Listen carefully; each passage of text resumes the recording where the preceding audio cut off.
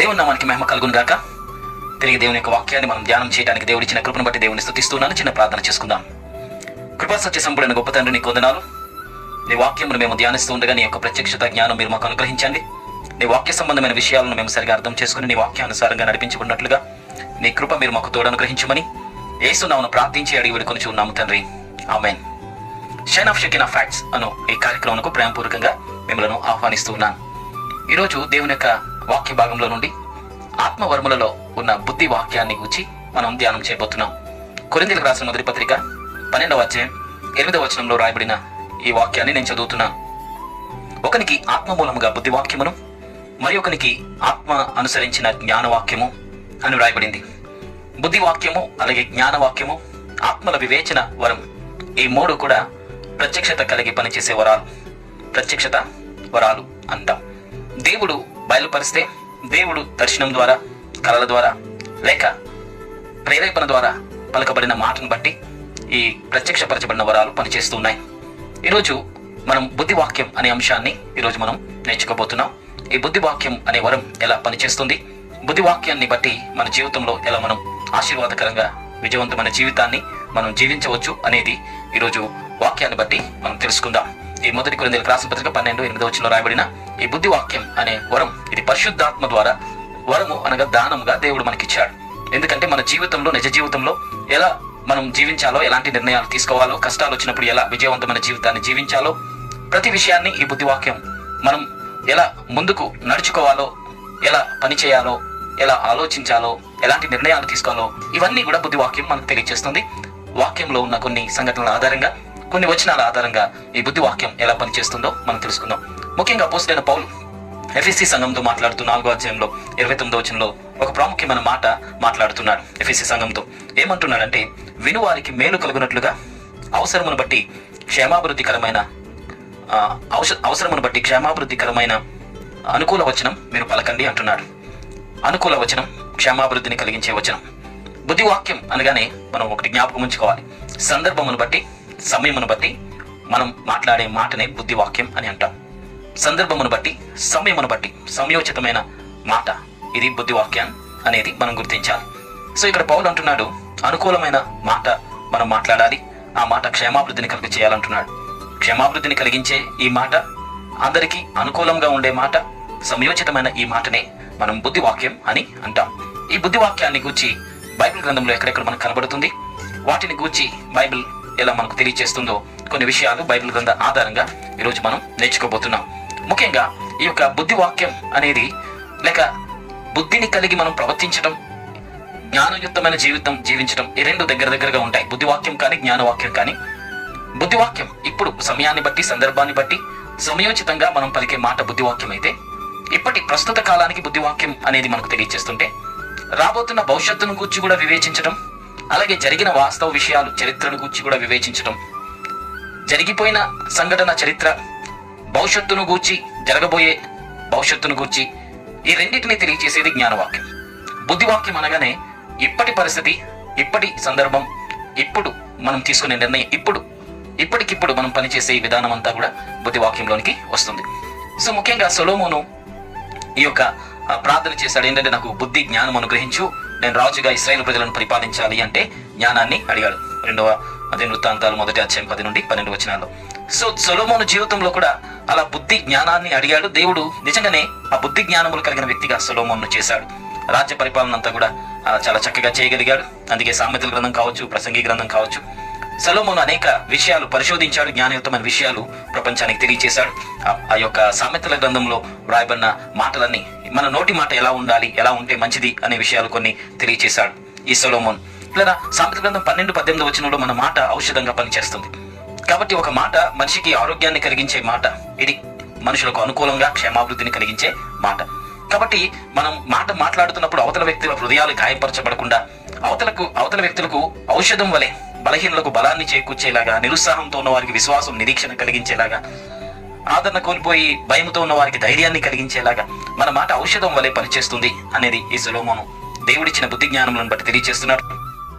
13వ వచనం సామెతల గ్రంథంలో మనం గమనిస్తే, విస్తరించి మాట్లాడటం వల్ల ఉన్నామో అనేది కూడా అర్థమవుతుంది. ఎందుకంటే ఆలోచన లేకుండా మనం మాట్లాడే మాట ఎందుకు మాట్లాడుతున్నామో సమయోచితంగా సందర్భాన్ని బట్టి మనం మాట్లాడకపోతే, విస్తరించి మనం మాట్లాడితే అజ్ఞానులుగానే ప్రపంచంలో మనం కనబడతాం. కాబట్టి మనం మాట్లాడుతున్న ప్రతి మాట అది సమయోచితంగా ఉండాలి, సందర్భాన్ని బట్టి ఉండాలి. అప్పుడు మాత్రమే ఆ మాట విలువైనదిగా ఉంటుంది. కాబట్టి అలాంటి మాటను గురించి ఈ సామెతల గ్రంథంలో ఇంకా చాలా మాటలు రాయబడ్డాయి. అలాగే సామెతల గ్రంథం 10వ అధ్యాయం 20వ వచనంలో మన మాట మంచిగా వెండి ఎలా ప్రక్షాళన చేయబడి ఎలా మెరుస్తూ ఉంటుందో అలాంటి మాట ముత్యం వలె మన మాట ఉండాలి అని తెలియజేస్తున్నారు. అలాగే 26వ వచనం 26వ అధ్యాయం 20వ వచనంలో మనం చూస్తే పిల్లరా, చెడు వార్త అనేది మంచిది కాదు. ఒక వ్యక్తిని గూర్చి ఏదో మనకు తెలియని మాటలు మనం మాట్లాడటం మంచిది కాదు. ఒక వ్యక్తిని గూర్చి మనం సరిగా అర్థం చేసుకోకుండా పొరపాటున రాంగ్ స్టేట్మెంట్ ఒక వ్యక్తి విషయంలో ఇవ్వటం మంచిది కాదు. అలాంటి రీతిగా మనం ప్రవర్తించకూడదు. మన మాట విషయంలో జాగ్రత్తగా ఉండాలి అని తెలియజేస్తుంది. అదే రీతిగా సామెతల గ్రంథం 16:24 వచనంలో మన మాట తేనెలా మధురంగా ఉండాలి, అవతల వారికి వినసొంపుగా ఉండాలి, ఆకర్షణీయంగా ఉండాలి. వారు మన మాట అంగీకరించాలి, మనల్ని అభిమానించేలాగా మనం మాట్లాడాలి. అంతేగాని మన మాట ఏదో వారిని కొట్టినట్టు, తిట్టినట్టు, భయపెట్టినట్టు అలా రఫ్గా మన మాట ఉండకూడదు. మృదువుగా ఒక తేనెలా మన మాట ఉండాలి అనేది బైబిల్ తెలియజేస్తుంది. ఇంకా ముఖ్యంగా యాకోబు రాసిన పత్రికలో 1వ అధ్యాయం 26వ వచనంలో కూడా మన నోటి కళ్ళెం పెట్టుకోమంటాడు. ఎందుకంటే మన మాటలు ఒకటే నోటితో ఆశీర్వాదం మాట్లాడేస్తాం, ఒకటే నోటితో శాపాన్ని గురించి మాట్లాడేస్తాం. ఇష్టం వచ్చినట్టుగా మన నోటిని ఉపయోగిస్తూ ఉంటాం. కాబట్టి మన నోటిని కళ్ళం పెట్టుకుని అదుపులో పెట్టుకోండి అనే హెచ్చరిక యాకోబు చేస్తూ ఉన్నాడు. సో ఇటు రీతిగా మన మాటలు ఎలా ఉండాలి అంటే కొలస్సీలకు రాసిన పత్రిక 4వ అధ్యాయం 6వ వచనంలో మన మాటలంతా అవి మృదువుగా, ఆకర్షణీయంగా, కృపను చూపించే కనికరం కలిగిన మాటలు మనం మాట్లాడాలి. కాబట్టి ఇలాగ మాటలు అనేవి సరిగా మనం మాట్లాడకపోతే సంబంధాలు తెగిపోతాయి. సంబంధాలు తెగిపోతే శత్రువులుగా మన చుట్టూ ఉన్న వారే శత్రువులు అయిపోతారు. మన మనుగడే కష్టమైపోయే పరిస్థితులు ఉంటాయి. బుద్ధివాక్యం అనేది ఎలా అనుకువ కలిగి మనం మాట్లాడాలో, ఒక విషయంలో నిర్ణయం తీసుకుంటున్నప్పుడు ఎలాంటి నిర్ణయాలు తీసుకోవాలో, ఎలాంటి ఆలోచనలు ఆలోచించాలో, అసలు మన మనుగడ, మన జీవిత విధానం అంతా కూడా ఎలా జీవించాలో ఈ యొక్క బుద్ధివాక్యం అనేది సరిగా మనకి తెలియజేస్తుంది. కాబట్టి తప్పనిసరిగా సందర్భాన్ని బట్టి మనం ఎలాంటి మాటలు మాట్లాడాలో మనకు అర్థం అవ్వాలి, ఎలాంటి నిర్ణయాలు తీసుకోవాలో మనకు అర్థం అవ్వాలంటే ఈ బుద్ధివాక్యాన్ని గురించి తప్పనిసరిగా మనం వినాలి. సో ఇప్పుడు కొన్ని విషయాలు నేను బైబిల్ గ్రంథ ఆధారంగా ఎలాగ మనం మాట్లాడాలి, ఒక ప్రాబ్లంను మనం సాల్వ్ చేసుకోవాలంటే ఎలా అనేది కంప్లీట్ గా అన్ని వాక్య ఆధారాలు దాదాపుగా నేను మీకు చూపిస్తా. ఇలా నిర్గమకాండం 3వ అధ్యాయం 18వ వచనంలో చదివితే నిర్గమకాండం 3వ అధ్యాయం 18వ వచనంలో మనం చదివితే ఇక్కడ మోషేను దేవుడు ఫరో దగ్గరికి వెళ్ళమన్నాడు. అక్కడ సంఘటన ఏంటి, జరుగుతున్న వాస్తవ స్థితి ఏంటి? వారికి శాలరీలు లేవు. దాదాపు 400 సంవత్సరాల నుండి వారు వెట్టి చాకరీ చేస్తూ ఉన్నారు. ఎలాంటి వారికి సదుపాయాలు కానీ, ఎలాంటి శాలరీ కానీ ఏది వారికి ఇవ్వట్లేదు. బానిసలుగా, వీరు పుట్టిందే బానిసలుగా అన్నట్టుగా ఫరో వారి విషయంలో ట్రీట్ చేస్తున్నాడు. అలాంటి సందర్భంలో మోషేను దేవుడు ఫరో దగ్గరికి పంపించి ఏమని చెప్పమంటున్నాడు? ఇది దేవుడు మోషేతో మాట్లాడుతున్నప్పుడు మండుచున్న పొద దగ్గర జరిగిన సన్నివేశం. ఇక్కడ ఏమని దేవుడు అంటున్నాడో ఈ మాటలు మనం జాగ్రత్తగా మనం పరిశీలన చేయాలి. ఏమంటున్నాడంటే 3వ అధ్యాయం నిర్గమకాండం 19వ వచనం నుండి ఇలా అంటున్నాడు. ఏంటంటే 18 నుండి నేను చదువుతున్నాను. ఇశ్రాయేల్ పెద్దల దగ్గరికి వెళ్ళి వాళ్ళని తీసుకుని నువ్వు రాజు దగ్గరికి వెళ్ళాలి. ఐగుప్తు రాజు నొద్దకు వెళ్ళి అతన్ని చూచి, హెబ్రీల దేవుడైన యెహోవా మాకు ప్రత్యక్షమయ్యాడు కనుక మేము అరణ్యమునకు 3 దినముల ప్రయాణమంత దూరములకు పోయి మా దేవుడైన యెహోవాకు బలి అర్పించుదము, సెలవిమ్మని అతనితో చెప్పాలంటున్నాడు. ఇక్కడ ఆశ్చర్యం ఏంటంటే ఇక్కడ ఇశ్రాయేలు ప్రజలు బానిసత్వం నుండి వారిని బయటకు తీసుకొచ్చే ప్రణాళిక దేవుని యొక్క ప్రణాళిక. ఇశ్రాయేలు ప్రజలను బానిసత్వం నుండి బయటకు తీసుకొని వచ్చేసే ప్రణాళిక దేవునిది. మోషేను ఫరో దగ్గరికి పంపించి ఏమని మాట్లాడమంటున్నాడు? మేము 3 దినాల దూరం ప్రయాణం చేస్తాం, అక్కడ మా దేవునికి బలి అర్పణ అర్పిస్తాం, అంతే, మరలా వెనక్కి వస్తామన్నట్టుగానే ఉంది మాట. వాస్తవంగా చూస్తే వారు అక్కడ నుండి ఐగుప్తును విడిచిపెట్టి వారు కానాను దేశానికి వెళ్ళిపోతారు. కానీ దేవుడు వెళ్ళిపోతున్నాం మేము, లేక ఈ ఐగుప్తుని ఖాళీ చేసి మేమందరం వెళ్ళిపోతున్నామని చెప్పట్లేదు. ఏమని చెప్పమంటున్నాడు? ఇదే బుద్ధివాక్యం అంటే. ఫరో వారిని బంధించి ఉంచాడు. వీరు పుట్టిందే బానిసలుగా పుట్టారు, వీరు మనకు బానిసలు, వీరి జీవితకాలం అంతా, వీరి తరతరాలు మనకు బానిసలు అనే భావనతో ఫరో ఉన్నాడు. అలాంటి వ్యక్తి దగ్గరికి వెళ్ళి పర్మిషన్ అడిగితే మేము మా ఇంటికి వెళ్ళిపోతాం, మా దేశానికి వెళ్ళిపోతాం, మా దేశం ఇది కాదని అడిగితే పర్మిషన్ ఎలా ఇస్తాడు? బానిసలుగా ఉన్న వారిని త్రుక్కు పనులు చేయించుకుంటున్న వ్యక్తి ఒక రోజు సెలవు ఇవ్వటానికి కూడా అవకాశం లేదు, శాలరీ ఇవ్వట్లేదు. అంతగా బానిసత్వాన్ని వారి మీద మోపి వారిని వెట్టి చాకరీ చేయిస్తున్న ఫరో ఎలా పర్మిషన్ ఇస్తాడు? కాబట్టి బుద్ధి వాక్యం అనేది మోషేకు దేవుడు నేర్పిస్తున్నాడు. ఎలా అడగమంటున్నాడు? మా దేవునికి మేము 3 దినాల ప్రయాణం అంత దూరం వెళ్తాం, అక్కడ మేము దేవునికి బలి అర్పణ అర్పిస్తాం. సో మేము అక్కడ నుండి వెళ్ళిపోతామని చెప్పట్లేదు, మేము దేవుణ్ణి ఆరాధించడానికి వెళ్తాం అని అడగమని చెప్తున్నాడు. ఈ మాటలో బుద్ధి వాక్యం మనకు కనబడుతుంది. సో ఇక్కడ మనం ఆలోచిస్తే ఎందుకలా దేవుడు అడిగించాడు? నేరుగా మా దేశానికి మేము వెళ్ళిపోతామని అడగొచ్చు కదా. నేరుగా ఒకవేళ వెళ్ళిపోతామని వారు మోషే వెళ్ళి ఫరోని అడిగితే ఏంటి తప్పేంటి, మా దేశానికి మా వాగ్దానం చేయబడిన దేశం ఉంది అక్కడికి వెళ్ళిపోతామని అడిగితే తప్పేంటి అనే ఆలోచన మనకు ఉంటుంది. దేవుడు ఎందుకు ఇలా అడగమంటున్నాడు? ఇదే బుద్ధివాక్యం. ఫరో దగ్గరికి వెళ్ళి మేము 3 దినాల దూరం ప్రయాణం చేస్తాం, అక్కడ బలి అర్పణ అర్పిస్తామనే మాట ఎందుకు అనమంటున్నాడంటే 2 పనులు జరగాలి. ఆ 2 పనులు ఏంటి అంటే నిర్గమకాండం 3వ అధ్యాయంలో 20వ వచనంలో, నేను నా చెయ్యి చాపి ఐగుప్తు మధ్యను నేను చేయదలిచి ఉన్న నా అద్భుతములన్నిటినీ నేను చేసి దాన్ని పాడు చేయదును, తరువాత అతడు మిమ్మల్ని పంపిస్తాడు. సో ఒకటేంటంటే దేవుడు తన చెయ్యి చాపి అద్భుతాలు చేసి ఆ దేశాన్ని పాడు చేస్తాడు, నాశనం కలుగు చేస్తాడు. రెండవది ఏంటి? 21వ వచనంలో, నేను ఈ జనుల ఎడల ఐగుప్తీయులకు కటాక్షం కలుగజేస్తాను కనుక మీరు వెళ్ళినప్పుడు వట్టి చేతులతో వెళ్ళరు. ప్రతి స్త్రీయు తన పొరుగు దానిని తన ఇంటి నుండి దానిని వెండి నగలను బంగారు నగలను వస్త్రములను ఇమ్మని అడిగి తీసుకొని మీరు వాటిని మీ కుమారులకు మీ కుమార్తెలకు ధరింపచేసి ఐగుప్తును దోచుకోవాలి. రెండవది ఏంటంటే ఇన్ని రోజులు శాలరీ లేదు కదా, తరతరాలుగా వీరు వెట్టి చాకరీ చేస్తున్నారు కదా, మరి వీరందరికీ రావాల్సినది దేవుడు మీరు పొట్ట చేత్తో పట్టుకుని ఏదైనా ప్రాణం మీరు దక్కించుకొని పారిపోండి ఐగుప్తు నుండి అని చెప్పట్లేదు. మీకు రావాల్సింది మీరు తీసుకోవాలి అంటే వారందరి దగ్గర అడిగి తీసుకోవాలి. ఈ 2 పనులు జరగాలి. ఒకటి, వారికి తీర్పులు జరిగి ఐగుప్తు సామ్రాజ్యం అనేది నాశనం జరగాలి. రెండవది, వీరు అడిగి తీసుకున్న ఈ వస్తువులన్నీ మళ్ళీ వెనక్కి ఇవ్వాలి. ఎందుకంటే ఐగుప్తీయులు వారికి ఇవ్వాల్సిన శాలరీ కనుక అవన్నీ తీసుకొని వీరు ఐగుప్తుల యొద్ద నుండి దోచుకోవాలి. కాబట్టి దేవుడు చెప్పిన ఈ మాట బుద్ధివాక్యం. మేము 3 దినాలు దూరం ప్రయాణం చేస్తాం, అక్కడ దేవుని ఆరాధించి మళ్ళీ మేము వచ్చేస్తాం. ఇది బుద్ధివాక్యం. కానీ వాస్తవం ఏంటంటే అక్కడ నుండి వారు వెళ్ళిపోతారు. కాబట్టి మేము వెళ్ళిపోతాం, మా దేశానికి మా వాగ్దానం చేయబడిన దేశానికి మేము వెళ్ళిపోతాం అన్నారనుకో, ఓరి బాబా వీరు వెళ్ళిపోతారు. వెళ్ళిపోతున్నప్పుడు వీరు మన నగలు మళ్ళీ మనకి ఇవ్వరు, మన బంగారం మనకి ఇవ్వరు అని తెలిసిందనుకోండి, మరి ఐగుప్తుల యొద్ద నుండి శాలరీ వీళ్ళు ఎలా తీసుకుంటారు? వీళ్ళకి శాలరీ రాదు కదా. పొట్ట చేత్తో పట్టుకొని భయంగా ఏమీ లేని దిక్కులేని వాళ్ళుగా వీరు వెళ్ళిపోవాలి తప్పితే వీరికి రావాల్సింది ఏది వాళ్ళు పొందుకోరు. రెండోది, వాళ్ళకి తీర్పు జరగాలి. ఎందుకు జరగాలి? 430 సంవత్సరాలు ఇశ్రాయేలు ప్రజలను వెట్టి చాకరీ చేయించి వారిని బాధ పెట్టినందుకు అలాంటి దేశానికి తీర్పులు జరగాలి. మరి తీర్పులు అనేవి పెండింగ్ ఉండిపోతాయి కదా. మరి తీర్పులు జరగాలంటే ఏం జరగాలి? వీరు ఇలా దేవుణ్ణి ఆరాధిస్తున్నాము అనే విషయంలో దేవుణ్ణి మధ్యలో పెట్టాలి. ఆ దేవునికి వ్యతిరేకంగా ఫరో అసలు యెహోవా ఎవడు అని ఎదురు తిరగాలి. అన్నాడు అన్నమాట. అంటే అన్నాడు. ఇదిగో నిర్గమకాండం 5వ అధ్యాయంలో 2వ వచనంలో ఫరో అంటున్నాడు, నేను అతని మాట విని ఇశ్రాయేలీయులను పోనిచ్చుటకు అసలు యెహోవా ఎవడు అని అడిగాడు. కాబట్టి మేము దేవుణ్ణి ఆరాధించడానికి వెళ్తున్నాము కాబట్టి మమ్మల్ని పంపించాలి, కానీ అసలు యెహోవా ఎవడు అనే ప్రశ్న వేస్తాడు. అప్పుడు దేవుణ్ణి మధ్యలో పెట్టినట్టు అవుతుంది. దేవుణ్ణి మధ్యలో పెడితే దేవుణ్ణి వ్యతిరేకిస్తే ఆటోమేటిక్ గా శిక్షలు వచ్చేస్తాయి. సో ఇలాగ శిక్ష అనేది ఐగుప్తు సామ్రాజ్యానికి రావాలి.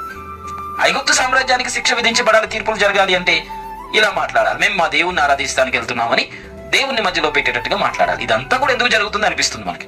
ఇదంతా కూడా ఎందుకు జరుగుతుందంటే ఆదికాండం 15వ అధ్యాయం 14వ వచనం ఒకసారి చూస్తే దేవుడు ఏమంటున్నాడు అబ్రహాముతో, నీ సంతానం తమది కాని ప్రదేశమందు నివసించి ఆ దేశపు వారికి దాసులుగా ఉంటారు.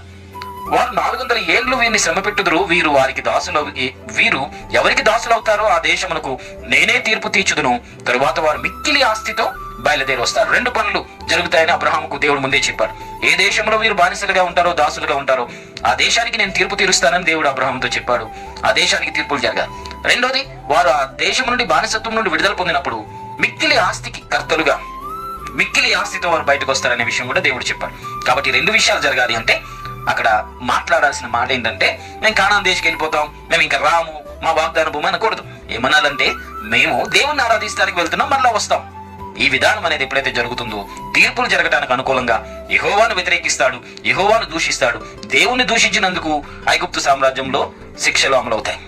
రెండోది, మేము వెళ్ళి దేవుణ్ణి ఆరాధించి మళ్ళా వస్తామనే ఉద్దేశం చెప్పారు కాబట్టి మీరు వెళ్తున్నప్పుడు ఈ వడ్డానం పెట్టుకోండి, ఈ నెక్లెస్ పెట్టుకోండి, దండలు వేసుకోండి. ఐగుప్తులో ఉన్న ఖజానా అంతా లాకర్స్ లో ఉన్నదంతా బయటకు తీసుకొచ్చి అలంకరించి ఇశ్రాయేలీయులను బయటకు పంపుతారు. అదే జరిగింది. కాబట్టి మిక్కిలి ఆస్తితో వారు బయటకు వస్తారని అబ్రహాంతో దేవుడు చెప్పాడు కదా ఆదికాండం 15:14 వచనంలో. అలాగూ మిక్కిలి ఆస్తితో వారు బయటకు రావడానికి కారణం అవ్వాలంటే సమయోచితమైన మాట, సందర్భమును బట్టి మోషే మాట్లాడాలి. కాబట్టి అదే మాట నువ్వు మాట్లాడాలని మోషేకు దేవుడు ఆజ్ఞాపించాడు. ఇటు రీతిగా దేవుని యొక్క విధానం బైబిల్ గ్రంథంలో చాలా చక్కగా ఎలా మనం సమస్యను పరిష్కరించుకోవచ్చు, ఎలా మనం ఒక పని జరగాలి అంటే ఎలా మాట్లాడాలో, కావలసిన ప్రతి జ్ఞానయుక్తమైన మాట ఎలా మాట్లాడాలో ఈ బుద్ధివాక్యం ద్వారా దేవుడు మనకి తెలియచేస్తాడు. రెండవది, యోబు గ్రంథంలో జరిగిన సంఘటన నేను మీకు తెలియచేస్తాను. యోబు గ్రంథం 1వ అధ్యాయం 21వ వచనంలో మనం గమనిస్తే యోబుకున్న ఆస్తి నష్టపోయాడు. 7 కుమారులు 3 కుమార్తెలు చనిపోయారు ఒక్కటేసారి. ఆ వార్త విన్న తర్వాత వెంటనే ఈ యోబు ఎలా స్పందించాలి? ఒకదాని తర్వాత ఒకటి అన్ని షాకింగ్ న్యూస్లు వచ్చినాయి. ఆస్తి పక్కనున్న షాబాయిలు వచ్చి ఒంటెలు తీసుకెళ్లిపోయారు, ఆకాశం అగ్నిపడి ఈ గొర్రెల మంద చచ్చిపోయింది, ఇలాగూ పని వారిని చంపేశారు. ఒక్కొక్కటి ఆస్తులన్నీ జరిగినాయి. తనకున్న వంటల్ని తీసుకెళ్లిపోయారు, గొర్రెలు చచ్చిపోయాయి, గాడిదల్ని పట్టుకెళ్ళిపోయారు. అన్ని నష్టాలు జరిగినాయి, ఆస్తి నష్టం జరిగింది. సరే, పిల్లలు గాలి వచ్చి ఆ సుడిగాలి చేత అన్న ఇంట భోజనం చేస్తున్నప్పుడు ఆ 7 అన్నదమ్ములు, 3 కుమార్తెలు మొత్తం అందరూ చనిపోయారు. సో ఇప్పుడు సమస్య అనేది చాలా భయంకరంగా ఉంది. అతని జీవితంలో అప్పుడు అలాంటి సమస్య గురించి విన్నప్పుడు ఏది మాట్లాడాలో అర్థం కాదు. ఒకసారి అలాంటి సమస్యలు మన జీవితంలో ఎదురైనప్పుడు ఒకదాని తర్వాత ఒకటి సమస్య మన మీదకి వస్తున్నప్పుడు ఏం మాట్లాడాలో అసలు అర్థం కాదు, ఎలా స్పందించాలో అర్థం కాదు. సో ఇక్కడ మనం గమనిస్తే యోబు గ్రంథం 1వ అధ్యాయం 21వ వచనంలో, నేను మా తల్లి గర్భంలో నుండి దిగంబర్నే వచ్చి తిని దిగంబర్నే అక్కడికి తిరిగి వెళుదును, యెహోవా ఇచ్చెను, యెహోవా తీసుకుని పోయెను, యెహోవా నామమునకు స్తుతి కలుగును గాక అనే మాట మాట్లాడాడు. ఇక్కడ గమనిస్తే వెంటనే సందర్భము, ఆ సమయం ఎలాంటిదంటే అతడు తట్టుకోలేనిది, లేక వాటిని తను అన్వయించుకోలేడు, అతని రిసీవ్ చేసుకోలేడు, డైజెస్ట్ చేసుకోలేడు. సమస్య, పిల్లలు కూడా చచ్చిపోయారు, ఆస్తి నష్టపోయింది. అలాంటి విషయాలు విన్నప్పుడు వెంటనే దేవుని దూషించే పని చేయలేదు. దేవుడు నాకెందుకు అన్యాయం చేశాడు అనలేదు. బుద్ధివాక్యం అనేది పనిచేసింది. బుద్ధివాక్యం పనిచేసి ఆ సందర్భం బట్టి, సమయం బట్టి వెంటనే తను ఏమన్నాడంటే, నేను తల్లి గర్భం నుండి వచ్చినప్పుడు ఇవన్నీ నాకు ఉన్నాయా? నేను దిగంబరిగానే వచ్చాను కదా, సమస్తం దేవుడే ఇచ్చాడు, సమస్తం దేవుడే తీసుకున్నాడు, యెహోవా నామమునకు మహిమ కలుగును గాక అన్నాడు. ఇలాంటి మాటలు మనం మాట్లాడాలి సమస్య వచ్చినప్పుడు. అంటే ఖచ్చితంగా బుద్ధివాక్యం కావాలి. చాలా సందర్భాల్లో ఒక సమస్య రాగానే నాకే ఎందుకు ఇలా జరుగుతుంది, నాకే అన్న విధంగా మనం భావిస్తూ ఉంటాం. నాకే దేవుడు ఎందుకు ఇలా చేస్తున్నాడు అనేది కూడా అంటూ ఉంటాం. యోబు బుద్ధివాక్యంతో ఏమన్నాడు? సమస్తం దేవుడిచ్చాడు, దేవుడే తీసుకున్నాడు, ఆయన నామానికి మహిమ కలగాలని అంటాం. 22వ వచనంలో చూస్తే, ఈ సంగతులలో ఏ విషయం ముందు యోబు ఏ పాపం చేయలేదు, దేవుడు అన్యాయం చేశాడని చెప్పలేదు. కాబట్టి మనం చాలా సందర్భాల్లో ప్రతిదానికి దేవుణ్ణి దూషించడం, దేవుణ్ణి నిందించడం, మాటికి నాకే ఎందుకు ఇలా దేవుడు చేస్తున్నాడు అనే భావనతో దేవుణ్ణి ప్రశ్నిస్తూ ఉన్నాం. మనం గుర్తించాలి, బుద్ధివాక్యం అనేది మనకు పనిచేస్తే మేలు కొరకే సమస్తం సమకూడి జరుగుతున్నాయి అనేది మనకు అర్థమవుతుంది. దేవుడు మనకు అన్యాయం చెయ్యడు అనేది మనకు అర్థమవుతుంది. ఏది మన జీవితంలో జరుగుతున్నా దాన్ని సరిగా అర్థం చేసుకుని సరిగా స్పందించే రీతిగా ఈ బుద్ధివాక్యం అనేది మనకి జ్ఞానయుక్తమైన మనస్సును ఎలా స్పందించాలో ఆ స్పందించే మనస్సును ఈ బుద్ధివాక్యం అనేది, ఏది మాట్లాడాలో ఆ మాటను ఈ బుద్ధివాక్యం అనేది మనకి అనుగ్రహిస్తుంది. ఇటు రీతిగా యోబు జీవితంలో వ్యతిరేక పరిణామాలు ఎదురైనప్పుడు యోబు ఎలా స్పందించాడో అక్కడ మనం గమనిస్తున్నాం. తర్వాత బుద్ధివాక్యాన్ని దేవుడు ఉపయోగించి యోబు జీవితాన్ని బాగు చేశాడు. బుద్ధివాక్యాన్ని ఉపయోగించి ఎలా అంటారా? యోబు గ్రంథం 38వ అధ్యాయం నుండి మనం గమనిస్తే అనేక ప్రశ్నలు దేవుడు యోబును ప్రశ్నిస్తూ వచ్చాడు. ఈ భూమికి పరిమాణం ఎంత ఉందో చెప్పు, దాని పునాదులు దేని మీద కట్టబడ్డాయో చెప్పు, దాని వైశాల్యం ఎంతో చెప్పు. ఒక్కొక్క ప్రశ్న, ఈ సృష్టి నిర్మాణాన్ని గురించి దేవుడు ప్రశ్నిస్తున్న ప్రశ్న యోబును ఆలోచింపచేస్తే యోబుకేమర్థమైంది? నిరాకారంగా ఉన్న ఈ సృష్టిని దేవుడు ఆకారవంతమైన విశాలమైన ప్రపంచంగా తయారు చేసినప్పుడు నిరాకారంగా ఉన్న నా జీవితాన్ని దేవుడు ఎందుకు బాగు చేయడు అనిపించింది. నిరాకారంగా ఉన్న ఈ సృష్టిని మంచి ఆకారంగా సృష్టించాడు దేవుడు, నిరాకారంగా ఉన్న నా జీవితాన్ని, నా కుటుంబాన్ని ఎందుకు బాగు చేయడు అని విశ్వాసం యోబుకు కలిగింది. కాబట్టి దేవుడు బుద్ధివాక్యమును ఉపయోగించి ప్రశ్నిస్తాడు. ఒకప్పుడు ఆదాము తప్పు చేసినప్పుడు ఆదికాండం 3వ అధ్యాయం లోపల ఆదాము తప్పు చేసినప్పుడు 11వ వచనంలో ఏమంటున్నాడు? ముందుగా 9వ వచనంలో ఏమన్నాడు? నువ్వు ఎక్కడున్నావు అన్నాడు. ఎక్కడున్నావు అంటే దేవుడికి తెలియక అడిగాడా? కాదు. ఎక్కడున్నావు అంటే దేవుని దృష్టిలో నువ్వు ఉన్నావు, నువ్వు ఎక్కడున్నా దేవుడికి తెలుసు, ఎక్కడున్నావో దేవునికి తెలుసు అనేది మనిషికి అర్థం కావాలి. సో దేవుడు ప్రశ్నిస్తున్న ప్రశ్నలో బుద్ధివాక్యం ఉంది. నువ్వు ఎక్కడున్నావు అంటే, ఎక్కడున్నాడో, అమ్మో నేను ఎక్కడున్నానో నా దేవునికి తెలుసా అని వెంటనే రియలైజ్ అయ్యి చేసిన తప్పును ఒప్పుకోవడానికి అవకాశం ఉంది. అయినా ఒప్పుకోలేదు. రెండోది 11వ వచనం, ఆదికాండం 3వ అధ్యాయం 11వ వచనంలో, నేను నీకు తినవద్దు అని ఆజ్ఞాపించిన వృక్షఫలం నువ్వు తిన్నావా అన్నాడు. తిన్నావా అంటే నేను తిన్నాను అని తప్పు ఒప్పుకోవడానికి అవకాశం ఆదాముకుంది. మూడోది మళ్ళీ 3వ అధ్యాయం 13వ వచనంలో అవ్వను కూడా ప్రశ్నించాడు, నువ్వు చేసిన పని ఏంటి అని అడిగాడు. సో నువ్వు చేసింది ఏంటి అని అడిగితే, ఇదిగో నేను కూడా తప్పు చేశానని తప్పు ఒప్పుకోవడానికి అవకాశాలు ఉన్నాయి. తప్పు ఒప్పింప చేసే రీతిగా దేవుడు బుద్ధివాక్యాన్ని ఉపయోగించి మాట్లాడతాడు. మనం ఏ స్థితిలో ఉన్నామో, ఎక్కడ ఉన్నామో, ఏది ఆలోచిస్తున్నామో, ఏ పని చేస్తున్నామో అది సరైనదా కాదా, ఇవన్నీ మనం ఆలోచింప చేసే రీతిగా దేవుడు మనల్ని ప్రశ్నిస్తాడు. అదే రీతిగా దేవుడు ఆదామును ప్రశ్నించాడు తప్పు ఒప్పుకుంటే క్షమాపణ పొందడానికి. అలాగే అవ్వ తప్పు ఒప్పుకుంటే క్షమాపణ పొందడానికి దేవుడు క్షమాపణ అనేది వారికి కలుగ చేయడానికి దేవుడు బుద్ధివాక్యాన్ని ఉపయోగించి ప్రశ్న వేశాడు. ఆ ప్రశ్నలో వారు తప్పు చేశారు అనేది చాలా సులువుగా దేవుని సన్నిధిలో ఒప్పుకోవడానికి అవకాశాలు ఉన్నాయి. నువ్వు ఎక్కడున్నావు అంటే, అమ్మో నేను ఎక్కడున్నానో దేవునికి తెలుసు కదా అని రియలైజ్ అవ్వడానికి అవకాశం ఉంది. నువ్వు పండు తిన్నావా, తినొద్దని చెప్పిన పండు తిన్నావా అంటే, నేను తిన్నాను అని చెప్పి తప్పు ఒప్పుకొని నేను తప్పు చేశాను, నువ్వు తప్పు ఒప్పుకోవడానికి అవకాశాలు ఉన్నాయి. స్త్రీతో నువ్వు ఎందుకు ఎలాంటి పని చేసేవారంటే, అవును నేను ఇలా చేశాను, తప్పు అయిపోయింది, తప్పు ఒప్పుకోవడానికి అవకాశాలు దేవుడు క్రియేట్ చేశాడు బుద్ధివాక్యం ద్వారా. సో దేవుడు బుద్ధివాక్యాన్ని ఉపయోగించి మనిషితో మాట్లాడతాడు, మనిషి స్థితిని తెలియచేస్తాడు, ఆలోచింప చేస్తాడు, తానున్న స్థితిని తెలియజేసి దేవునితో సమాధాన పడటానికి అనుకూలమైన వాతావరణాన్ని దేవుడు క్రియేట్ చేస్తాడు. కాబట్టి ఆదాముతో మాట్లాడిన ప్రశ్నలన్నీ కూడా అతడు ఆదాము వాళ్ళిద్దరూ తిరస్కరించారు, సరైన జవాబులు చెప్పలేదు. వారికి ఆఖరికి దేవుడు క్షమాపణ అనుగ్రహించే అవకాశాలున్న అన్ని రకాల అవకాశాలు వారు దుర్వినియోగం చేసుకున్నారు. అయితే యోబు జీవితంలో దేవుడు ప్రశ్నించినప్పుడు యోబు ఆ ప్రశ్నలన్నీ తనకు అనుకూలంగా మార్చుకుని ఆలోచించి, అవును కదా, ఇలాంటి నిరాకారంగా ఉన్న సృష్టికి దేవుడు ఇంత మంచి రూపం ఇస్తే దేవుడు నాకెందుకు మరలా తిరిగి నా కుటుంబాన్ని కట్టడు అనే విశ్వాసం పెరిగింది. యోబు జీవితాన్ని బాగు చేసుకున్నాడు. సో ఇటు రీతిగా దేవుడు ప్రశ్నించే ప్రశ్నల్లో బుద్ధివాక్యం ఉంటుంది. ఆ బుద్ధివాక్యం బట్టి ఆ ప్రశ్నలో జ్ఞానం కనబడుతుంది, ఆ ప్రశ్నలో మనస్థితి కనబడుతుంది, మనం ఎక్కడున్నామో తెలుస్తుంది. అలా మనం దేవునితో సమాధాన పడడానికి అనుకూలకరమైన వాతావరణాన్ని దేవుడు క్రియేట్ చేస్తాడు దేవుడు ప్రశ్నించే ప్రశ్నలో. ఇక్కడ మనం గమనిస్తే ఆదికాండం 3వ అధ్యాయంలో ఇద్దరిని ప్రశ్నించాడు. 11వ వచనంలో, 3వ అధ్యాయం 11వ వచనంలో, 3వ అధ్యాయం 13వ వచనంలో ఇద్దరిని ప్రశ్నించాడు, మీరు చేసిన పని ఏంటని. 15వ వచనంలోకి వచ్చేటప్పటికి 14-15 వచనాల్లో ఆ లూసిఫర్ లేక ఆ సర్పంగా ఉన్న వాటిని ఎవరిని ప్రశ్నించలేదు. నువ్వు ఇలా ఎందుకు చేసావు అని అడగలేదు, ఎందుకు తప్పు చేసావు అని అడగలేదు. ఎందుకు అడగలేదు? క్షమాపణ అనేదే లేదు కాబట్టి. సాతానికి క్షమాపణ అనేదే లేదు కాబట్టి ఎందుకు అలా చేసావు అని అడగలేదు. అది బుద్ధివాక్యం అంటే. బుద్ధివాక్యం బట్టి దేవుడు అడగలేదు. బుద్ధివాక్యం క్షమాపణ ఉన్న మానవులకు క్షమాపణ ఉంది కాబట్టి క్షమాపణ వారు పొందుకోవడానికి అనుకూలంగా, ఆదామును తిన్నావా, అవ్వ నువ్వు తిన్నావా, ఎందుకు అలా చేసావు అని దేవుడు మాట్లాడాడు. క్షమాపణ పొందడానికి వీళ్ళు అర్హులు. సాతానుకు అలాంటి అవకాశం లేదు కాబట్టి సాతాన్ని దేవుడు ప్రశ్నించలేదు. కాబట్టి బుద్ధివాక్యం ఉంటే ఏ విషయంలో మనం ప్రశ్నించాలో, ఏ విషయం మనం ప్రశ్నించకూడదో మనకు అర్థమైపోతుంది. సో కాబట్టి ప్రశ్నించడం అనేది మనకు రావాలి. ఆ ప్రశ్న ఇతరులను ఆలోచింప చేసే రీతిగా ఉండాలి, ఒక వ్యక్తిని సరిచేసే రీతిగా ఉండాలి, ఒక వ్యక్తి దేవుని గురించి ఆలోచించే రీతిగా మన ప్రశ్న ఉండాలి. అది దేవుని యొక్క విధానం. అలా ప్రశ్నించే విధానం అనేది బుద్ధివాక్యంలో ఉంది. అలా ప్రశ్నించినప్పుడు ఇతరులు ఎవరు మాట్లాడలేరు. యేసు ప్రభు కూడా సమాధానాలన్నీ కొత్త నిబంధన చదివితే ఆయన మాట్లాడిన మాటలకు అందరూ ఆశ్చర్యపడేవారు. ఒక ప్రశ్న ఏదో వేశామని శాస్త్రులు పరిచయంలో అప్పుడు ఉన్నవారు అనుకునేవారు. యేసు ప్రభు మాట్లాడిన ప్రతి మాట ప్రశ్నగానే అనిపించేది, అందులో జవాబు ఉండేది. ఇక వారే నోరు మూసుకుని వెళ్ళిపోయేవారు. ఇదంతా కూడా ఎలా జరిగిందంటే బుద్ధివాక్యం బట్టి ఎలా మనం మాట ఉండాలో, ఎలా మనం మాట్లాడాలో, ఇతరులతో ఎలా మనం ప్రశ్నిస్తే ఎలాంటి రీతిగా మనం ఉండాలో, ఇతరుల మనల్ని ప్రశ్నించినప్పుడు ఎలా మనం స్పందించాలి, ఇదంతా కూడా బుద్ధివాక్యం మనకు నేర్పిస్తుంది. కాబట్టి మనకు ప్రయోజనకరంగా ఈ బుద్ధివాక్యం మన జీవితంలో మన మనుగడ కొరకు ఎలా మనం జీవించాలో, ఎలా ఉండాలో ఈ బుద్ధివాక్యం అనేది మనకి తెలియజేస్తుంది. ఆదికాండం 50వ అధ్యాయంలో యోసేపు జీవితంలో ఒక సంఘటన నేను మీకు తెలియజేస్తాను. యోసేపు జీవితంలో యాకోబు వీళ్ళందరూ కూడా ఐగుప్తుకు వెళ్ళిపోయారు కరువు కాలంలో. కొన్ని రోజుల తర్వాత యాకోబు వృద్ధుడైపోయాడు, చనిపోయిన తర్వాత ఇంకా అందరికి భయం పట్టుకుంది. ఎందుకు? ఈ 10 మంది అన్నదమ్ములు ఏం చేశారు? తమ్ముడిని కొట్టి గుంటలో పడేశారు. సరే చంపడం ఎందుకులే, బానిసగా బతకాలి, మన మీద పరిపాలన చేసే వాళ్ళ కాదు, కలల కంటే మనం ఏదో తనకి నమస్కరించినట్టు సాగిలు పడినట్టు కలలు కంటున్నాడు. కాబట్టి ఒక రాజుల నాయకుడిగా బ్రతకూడదు, దాసుడిగా బ్రతకాలనే ఉద్దేశంతో అమ్మివేశారు.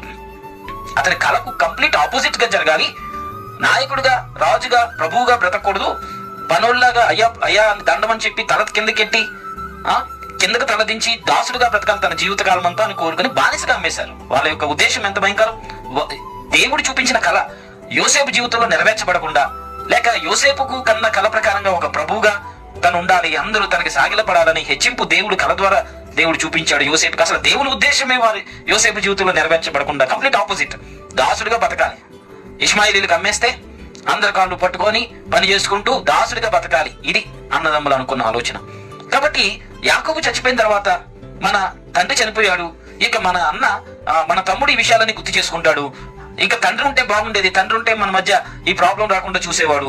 కాబట్టి ఇప్పుడు తండ్రి లేడు కాబట్టి ఎలాగో ఏంటో అని చెప్పి తండ్రి చెప్పినట్టుగా ఇలాగా నీ తండ్రి చావక మునుపు ఇలా ఆజ్ఞాపించాడు, మీరు యోసేపుతో నీ సహోదరులతో నీ కీడు చేశారు కనుక దయచేసి వారి అపరాధం క్షమించు, వారికి ఎలాంటి హాని తలపెట్టొద్దని నీ తండ్రి చెప్పాడు అని తండ్రి చెప్పిన మాటగా వీళ్ళు భయపడుతూ వీళ్ళు చెప్పారు. ఆ విషయంలో యోసేపు ఎంతో బాధపడ్డాడు. సొంత అన్నలు చేసిన అన్యాయం, కీడు ఇంత అంత కాదు, దేవుని యొక్క ఉద్దేశమే యోసేపు జీవితంలో జరగకూడదని, బతికితే రాజులాగా ప్రభువులా కాదు దాసుడిగా బతకాలి జీవితాంతకాలం అని కోరుకున్నారు కదా. వారు అన్నారు, 17వ వచనం, ఆదికాండం 50:17 వచనం నేను చదువుతున్నాను.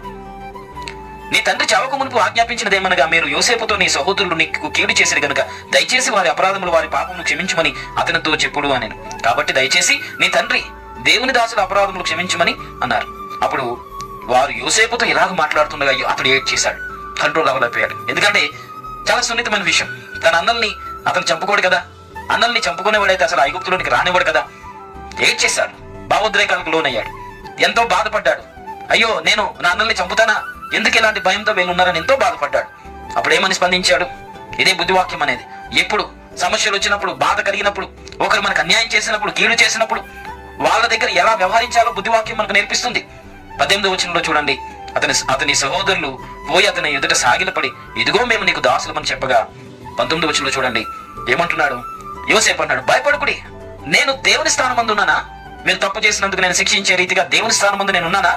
20వ వచనంలో, మీరు నాకు కీడు చేయను ఉద్దేశించారు, కానీ నేటి దినమున జరుగుతున్నట్లుగా, అనగా బహు ప్రజలను బతికించున్నట్లుగా అది మేలుకే దేవుడు ఉద్దేశించాడు. కాబట్టి భయపడకుడి, నేను మిమ్మును మీ పిల్లలను పోషించలేనని చెప్పి వారిని ఆదరించి వారితో ప్రీతిగా మాట్లాడాడు. ఇది బుద్ధివాక్యం. నేను మిమ్మల్ని చంపుతానా, మీకేమైనా కీడు తలపెడతానా, ధైర్యంగా ఉండండి, నా కాళ్ళ మీద పడుతున్నారేంటి మీరు అని వారిని ధైర్యపరిచి ఆదరించి ప్రీతిగా ప్రేమతో వారితో మాట్లాడాడు. నేను మిమ్మల్నే కాదు మీ పిల్లలని నేను పోషిస్తానన్నాడు. బుద్ధివాక్యం అనేది సంబంధాలు కలుపుతుంది కానీ తెగొట్టదు. బుద్ధివాక్యం అనేది ఇద్దరు మనసులను ఐక్యపరుస్తుంది. బుద్ధివాక్యం అనేది సమయోచితంగా ఆ సందర్భంలో మాట్లాడే మాట. అప్పటి వరకు వారు భయంతో ఉన్నారు. తండ్రి చనిపోయాడు, ఎప్పుడు మనల్ని అరెస్ట్ చేస్తాడో, ఎప్పుడు మనల్ని చంపించేస్తాడో. ఎందుకు? ప్రధానమంత్రి హోదాలో ఉన్నాడు యోసేపు. చిన్న స్థాయి కాదు కదా, ప్రధానమంత్రి హోదా. పేరుకు రాజు, మన ఇండియాలో ప్రెసిడెంట్ పేరుకున్నాడు, కానీ ప్రధానమంత్రి కదా మొత్తం అడ్మినిస్ట్రేషన్ అంతా. అలాగే ప్రధానమంత్రి హోదాలో ఉన్నాడు. ప్రధానమంత్రి హోదాలో ఉన్న యోసేపు ఎంత పని తన అన్నల్ని అరెస్ట్ చేయించి చంపించాలంటే.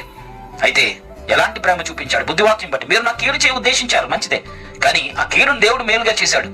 అనేక ప్రజలు, మీరు కాదు మీతో పాటు రాబోతున్న తరాలు బ్రతకడానికి, ఇక ఇలాంటి కరువులు వస్తే కరువులను బట్టి మన జనాంగం అంతరించిపోకుండా సంరక్షించబడటానికి ఆ కీడును దేవుడిగా కీడును మేలుగా దేవుడు చేశాడు.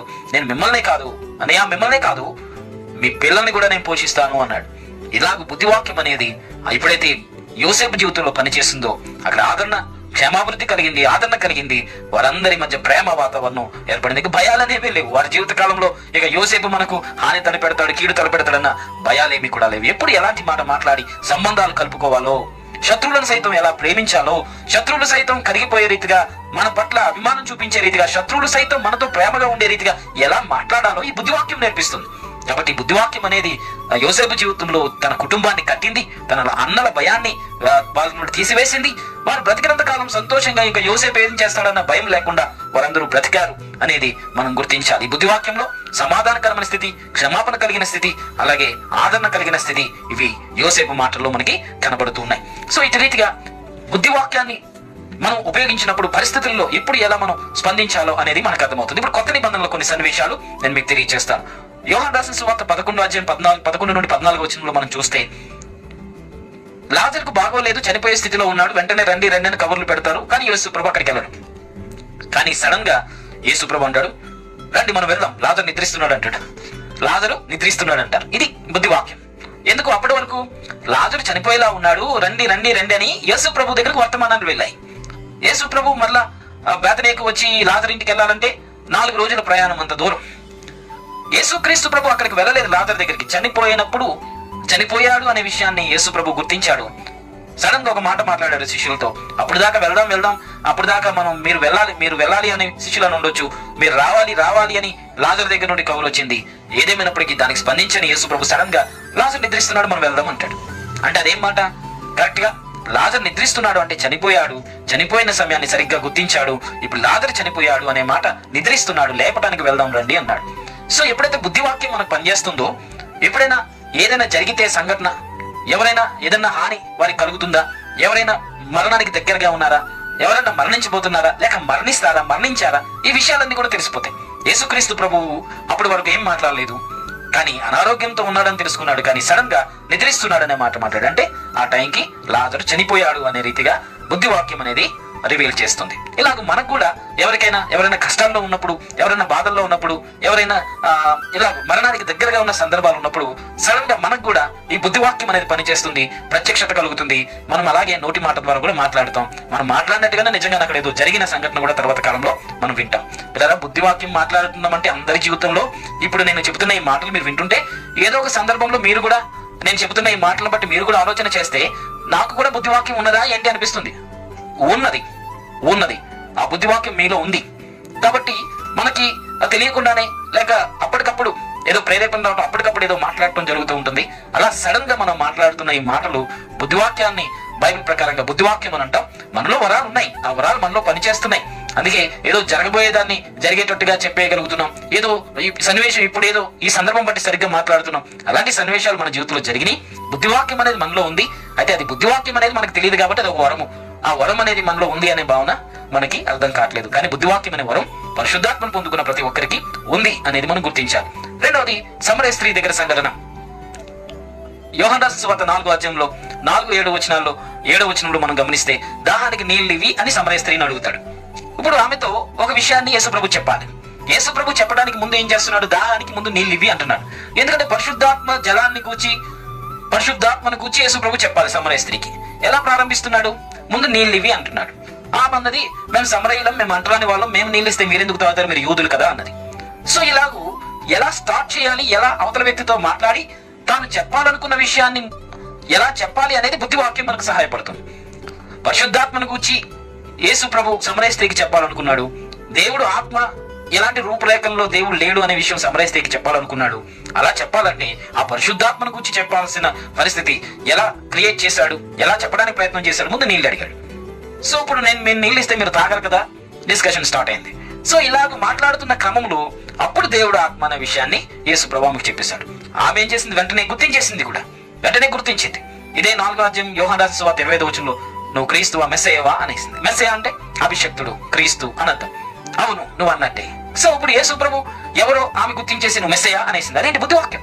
ఆయన ఎవరో గుర్తించేసింది సమరయ స్త్రీ, నువ్వు మెస్సయ్య అని అడిగేసింది. అవును, నేను మెస్సయ్య అని చెప్పారు. సో ఇలా బుద్ధివాక్యం అనగానే మనం గుర్తించాలి ఎలా ఒక అంశాన్ని ఇతరులకు మనం ప్రజెంటేషన్ ఇవ్వాలో, అవతల వ్యక్తులకు ఎలా అర్థమయ్యేలా చెప్పాలో, ఎలా ప్రారంభించాలో, మనం చెబుతున్న మాటలో నీతిని ఎలా ప్రజెంటేషన్ ద్వారా తెలియచేయాలో అర్థమవుతుంది. ఈ బుద్ధివాక్యం అనేది మనకి ఆ బుద్ధిని కలుగజేస్తుంది.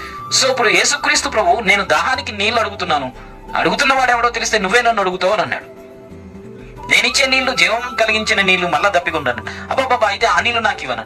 ఇలా నీళ్లు ముందు దాహాన్ని కలగడం, నన్ను నువ్వు అడిగితే నేనేమో ఈ నీళ్ళు ఇస్తానని చెప్పడం, అలా కొంత మాటలు జరిగిన తర్వాత ఆత్మదేవుడు అనే విషయం చెప్పడం, వెంటనే ఆమె బుద్ధివాక్యంతో నువ్వు మెస్సయ్య అని అంటాం. అవును, నేను మెస్సయ్య. సో చెప్పాలనుకున్న విషయం క్లియర్ గా ఆమెకు చెప్పడానికి యేసుక్రీస్తు ప్రభు బుద్ధివాక్యాన్ని ఉపయోగించాడు. మనం కూడా చాలాసార్లు చెప్పడం ఎలాగో దాకా ఫెయిల్ అయిపోతాం.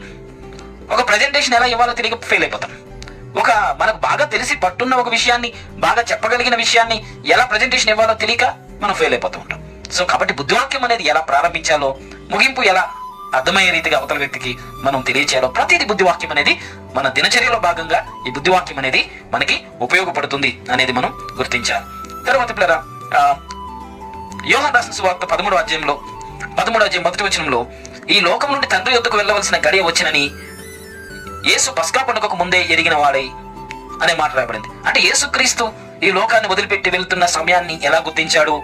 సడన్ గా ఒక మెరుపులాగా బుద్ధివాక్యం తెలియజేస్తుంది. ఎస్, నీ టైం అయిపోయింది, నీ పరిచర్య ముగించి నీ టైం అయిపోయింది. ఇక్కడ చూడండి, ఈ లోకం నుండి తండ్రి యొద్దకు వెళ్ళవలసిన గడియ వచ్చినని యేసు పస్కా పండుగకు ముందు ఎరిగిన వాడై ఎలా గుర్తించాడు? నా టైం అయిపోయింది, నేను ముగించేయాలి, నా పరిచర్య గబగబా నేను వెళ్ళిపోవాలి అని ఎలా తెలుసుకున్నాడు? నా లోక యాత్ర ముగించేయాలి, నేను వెళ్ళిపోవాలి, నా టైం అయిపోయిందని ఎరిగిన వాడే అని రాయబడింది. అది బుద్ధివాక్యం. అంటే సడన్ గా మన యొక్క లైఫ్ లో మనం ఎప్పుడు ఏం చేయాలో ఎన్ని తెలియజేస్తూ ఉంటాడు. ఒకవేళ మనం ఎక్స్పైరీ డేట్ కి దగ్గరకు వచ్చేసాం అనుకోండి, అంటే దేవుని దగ్గరికి వెళ్ళిపోయే సంఘటన కానీ, లేక ఈ లోకాన్ని వదిలిపెట్టే సమయం కానీ ఈ లోకంలో మనకు వచ్చింది అనుకోండి, సడన్ గా మెరుపులా అంటే ఒక ఆలోచన రావడం, అమ్మో నా టైం అయిపోయింది, నేను వెళ్ళిపోవాలి, ఈ లోకాన్ని వదిలిపెట్టే అనే భావన కూడా మనకు కలుగుతుంది. అప్పుడు అనిపిస్తుంది, ఏంటి నాకు ఇలాంటి ఆలోచన వచ్చి అనుకుంటాం. ఇది బుద్ధివాక్యం ద్వారా దేవుడు మనకు తెలియజేస్తాడు. ఒకవేళ ఈ లోకాన్ని మనం వదిలిపెట్టే పరిస్థితి వచ్చింది అనుకోండి, దేవుడు మనం సిద్ధపరిచేస్తూ ఉంటాడు. యేసు ప్రభువుని అలాగే సిద్ధపరిచాడు. ఈ లోకాన్ని వదిలిపెట్టే సమయం అయిపోయిందని దేవుడు గుర్తు చేస్తున్నాడు. సో అలాగా మన జీవితంలో దేవుని యొద్దకు వెళ్ళిపోయే టైం వచ్చినా, దేవుడు వచ్చే టైం వచ్చినా, మనం చనిపోయే టైం వచ్చినా ఖచ్చితంగా పరిశుద్ధాత్ముడి బుద్ధివాక్యం ద్వారా మనకి తెలియజేస్తాడు. సో ఇటు రీతిగా బుద్ధివాక్యం అనేది తప్పనిసరిగా మనం ఇమీడియట్ గా అప్పటికప్పుడు ఏం జరుగుతుందో అనే విషయాన్ని మనకి తెలియజేసేదిగా ఉంటుంది. యేసు ప్రభు జీవితంలో కూడా అదే జరిగింది అనేది మనం గుర్తించాలి. తర్వాత లూకా రాసిన సువార్త 6వ అధ్యాయం 8వ వచనంలో, లూకా రాసిన సువార్త 6వ అధ్యాయం 23వ వచనంలో కొన్ని వచనాలు, 6వ అధ్యాయం 8వ వచనంలో కొన్ని వచనాలు మాత్రం నేను చదువుతాను, అన్ని కాదు.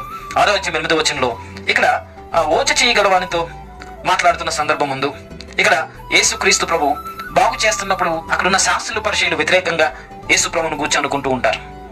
అప్పుడు యేసుక్రీస్తు ప్రభు వాళ్ళ హృదయాలోచన ఎరిగిన వాడుగా, తన చుట్టూ ఉన్న శత్రువులు వ్యతిరేకంగా ఎలాంటి ఆలోచన వారు, ఒక స్వస్థత అనేది యేసుక్రీస్తు ప్రభు చేస్తున్నప్పుడు, విశ్రాంతి దినమందు చేస్తున్నప్పుడు యేసు ప్రభుని ఎలా పాయింట్అవుట్ చేస్తారో, ఎలా తప్పు పడతారు, విశ్రాంతి దినమందు పని చేస్తున్నావు ఏంటంటారు, ఇవన్నీ కూడా అప్పటికప్పుడు ఆలోచించే రీతిగా యేసుక్రీస్తు ప్రభు పరిచర్యలో కనపరిచాడు. అలాగే ముఖ్యంగా ఇంకొక సంఘటన 19వ అధ్యాయం లూకా రాసిన సువార్త 30-31 వచనంలో మనం గమనిస్తే, 19వ అధ్యాయం 30-31 వచనాన్ని నేను చదువుతున్నాను. అక్కడ ఏంటంటే, యేసుక్రీస్తు ప్రభు ఆయన పస్కా పండుగ రోజుకి యేసుక్రీస్తు ప్రభు యెరూషలేములోకి వెళ్తున్న సమయంలో తన శిష్యులతో ఇలా అంటున్నాడు. ఏమంటున్నాడు? మీరు ఎదుట ఉన్న గ్రామానికి వెళ్ళండి, అందులో మీరు ప్రవేశింపగానే కట్టబడి ఉన్న ఒక గాడిద పిల్ల మీకు కనబడుతుంది, దాని మీద ఏ మనుషుడు ఎన్నడూ కూర్చోలేదు, దాన్ని విప్పి తోలుకొని రండి అన్నాడు. ఇది ఎలా చెప్పాడు?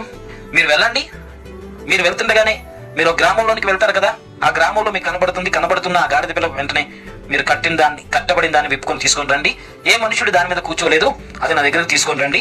ఒకవేళ ఎవరైనా అడిగితే దాని విషయంలో ఇది ప్రభువునకు కావాల్సి ఉన్నదని చెప్పండి, అప్పుడు వెంటనే అతను కూడా దాన్ని పంపించి తోలిస్తాడు కానీ ఆటక్కని చెప్పడని చెప్పేశాడు. ఇది ఎలా అప్పటికప్పుడు ఎలా చెప్పేశాడు?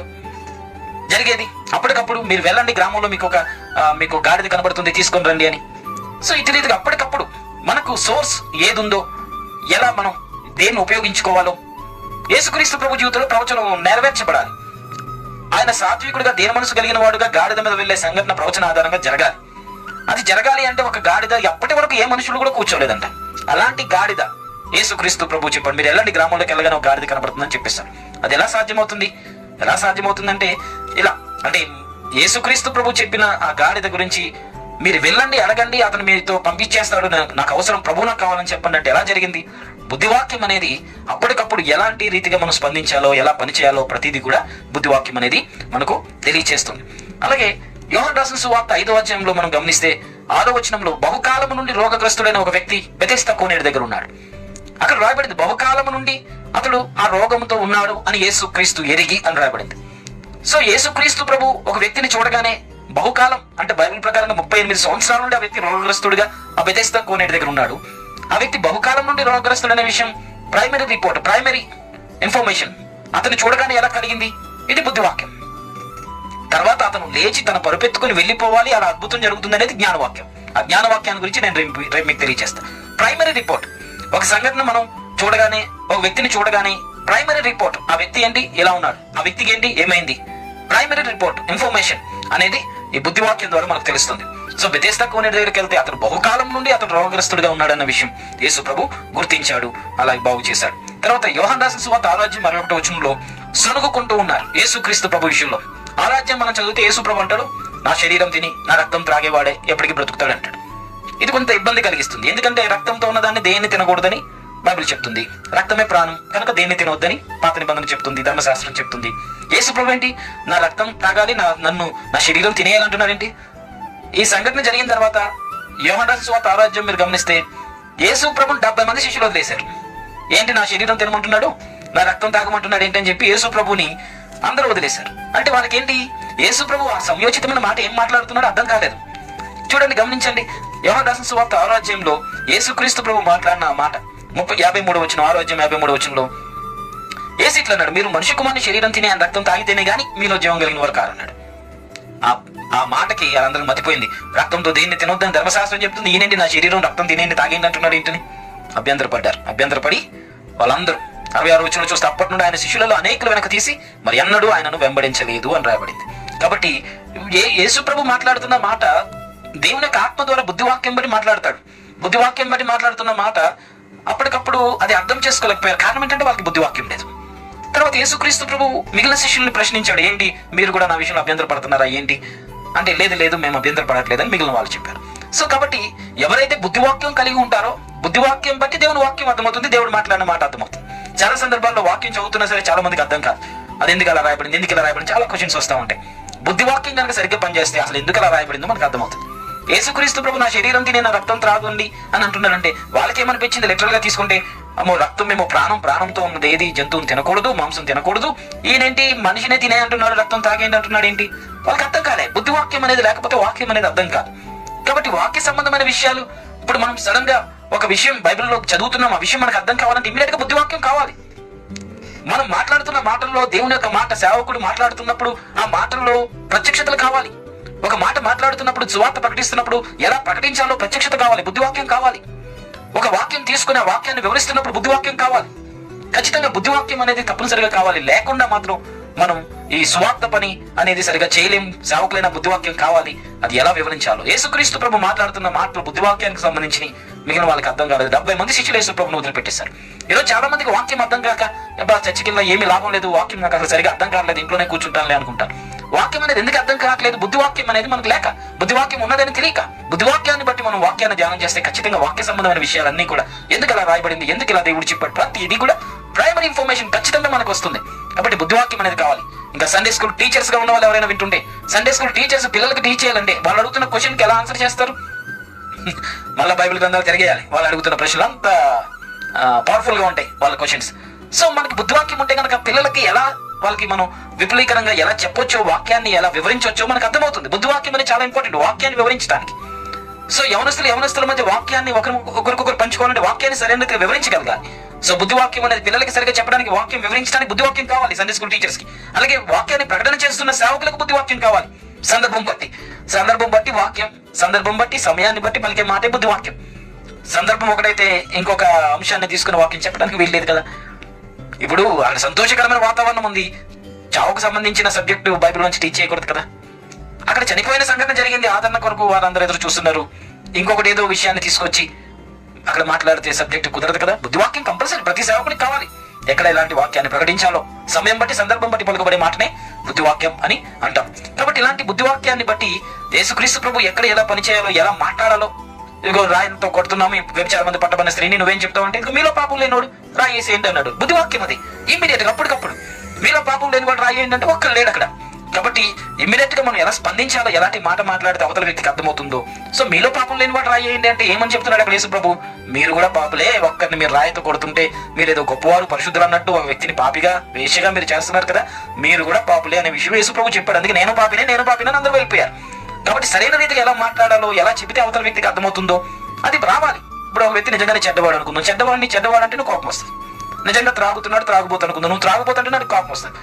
అంటే ఉదాహరణ పిచ్చోడు అని పిచ్చోడు అంటాడు కదా. అలాగా ఎవరినైనా వాళ్ళు చేసే తప్పు అన్న వాళ్ళ కోపం వస్తుంది. ఎలా చెప్పాలి? వాళ్ళకి అర్థమయ్యేటట్టుగా చెప్పాలంటే సరైన రీతిగా ఈ బుద్ధివాక్యం అనేది మనకు కావాలి. అప్పుడు వాళ్ళకి అర్థమయ్యే రీతిగా మనం చెప్పగలం. అలా అర్థమయ్యే రీతిగా చెప్తే అసలు ప్రాబ్లమే ఉండదు. ఆటోమేటిక్ గా వాళ్ళ యొక్క అలవాట్లు వాళ్ళు మార్చుకుని తప్పనిసరిగా వాళ్ళు వాస్తవం తెలుసుకొని దేవుళ్ళలోనికి వచ్చేస్తారు. కాబట్టి మనం ఇతరులను వేలెత్తి చూపించి ఇది తప్పు అది తప్పు అని చెప్పడం కన్నా, అవతల వ్యక్తుల్లో ఉన్న మంచి లక్షణాలను గుర్తించి వాళ్ళలో ఉన్న మంచిని బయటకు తీసి వాళ్ళతో మాట్లాడితే ఖచ్చితంగా ఎంత చెడ్డవాడైనా సరే మనకు స్నేహితులైపోతారు. అవతల వ్యక్తిలో ఉన్న ఇది మంచిది, ఇది నాకు నచ్చింది అని అనండి. ఎంత చెడ్డవాళ్ళైనా సరే మీతో మాట్లాడడానికి ఇష్టపడతారు, మీరు చెప్పింది వినడానికి ఇష్టపడతారంటే ఆటోమేటిక్ గా ఇది చెడ్డది అది చెడ్డది అన్న ప్రతిదీ వింటారు, అది మానేయడానికి ప్రయత్నం చేస్తారు.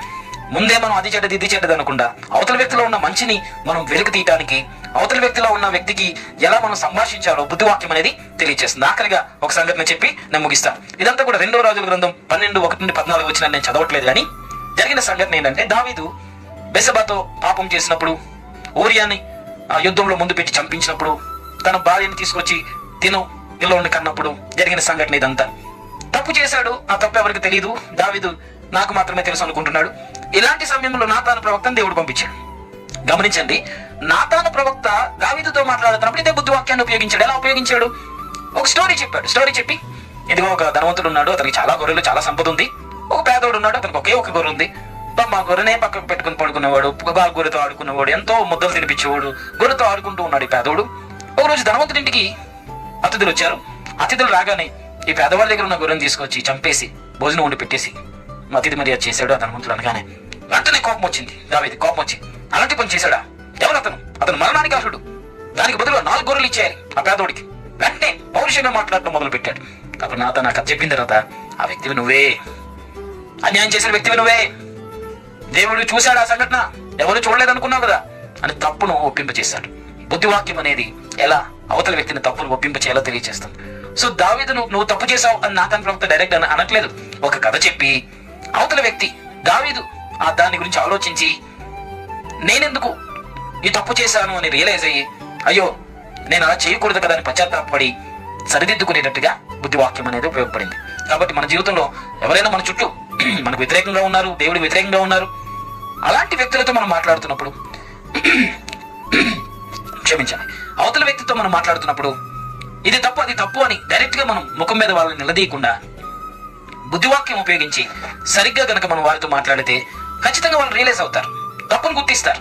సో నువ్వు చెడ్డోడువు, నువ్వు త్రాగుబోతోడువు, నీకు ఎలాంటి అలవాట్లు ఉన్నాయి, అలాంటి అలవాట్లు ఉన్నాయని సూటిపోటు మాటలు మాట్లాడితే భార్య భర్త విషయంలో అన్నదనుకోండి, భర్త ఏం మారడు.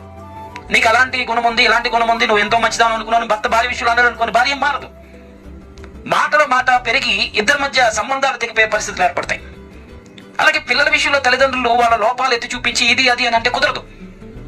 ఎలా మాట్లాడితే పిల్లలు అర్థం చేసుకుంటారో, అందుకే బైబిల్ చెప్తుంది ఎఫెసీయులకు రాసిన పత్రిక 6 మొదటి 2 వచనాలు, మీ పిల్లల కోపం రేపక వాళ్ళతో మీరు మాట్లాడండి అంటున్నాడు. ఎలా మాట్లాడాలి అది బుద్ధివాక్యంలో ఉంది. పిల్లలతో ఎలా డీల్ చేయాలో బుద్ధివాక్యం ఉంది. పిల్లల కోపం రాకుండా ఎలా మాట్లాడాలో సున్నితంగా. కాబట్టి బైబిల్ అనేది మనకి చాలా చక్కగా ఎలా జీవితంలో ఎలా మనం జీవించాలో మనుగడంతా కూడా బైబిల్ మనకు తెలియజేస్తుంది.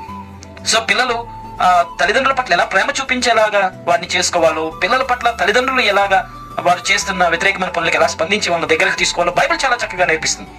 కాబట్టి పిల్లలు తల్లిదండ్రులను సన్మానిస్తే భూమి దీర్ఘాశమంతులు అన్న సంగతి నీకు తెలుసు. వారిని నిన్ను సన్మానించేలాగా నువ్వు పిల్లల్ని చేసుకోవాలి. నీ పట్ల కక్ష, నీ పట్ల కోపం, పగ పెంచుకునేటట్టు పిల్లల్ని శత్రువులుగా నువ్వు చేసుకోకూడదు. చాలా మందికి తెలియక పిల్లల్ని హ్యాండిల్ చేయడం రాక శత్రువులుగా భావించుకొని పిల్లల్ని దూరం చేసుకుని వృద్ధాప్యంలో బాధపడుతున్న పిల్లలు వృద్ధాప్యం ముందు బాధపడుతున్న తల్లిదండ్రులు చాలా మంది ఉంటున్నారు. బుద్ధివాక్యం అనేది కావాలి. కుటుంబం కట్టబడాలంటే బుద్ధివాక్యం అనేది కావాలి. సో పిల్లలతో డీల్ చేయాలంటే వాళ్ళని ఎలాగా లైన్ లో పెట్టాలో, ఎలా వాళ్ళు తల్లిదండ్రులకు విధేయులుగా ఉండాలో, ఎలా దేవుని భయభక్తులు కలిగేటట్టుగా పిల్లల్ని పెంచి పెద్ద చేయాలో ప్రతిదీ ఈ బుద్ధివాక్యం అనేది నేర్పిస్తుంది. సో ఇలా చెబుతూ పోతే చాలా విషయాలు ఉన్నాయి.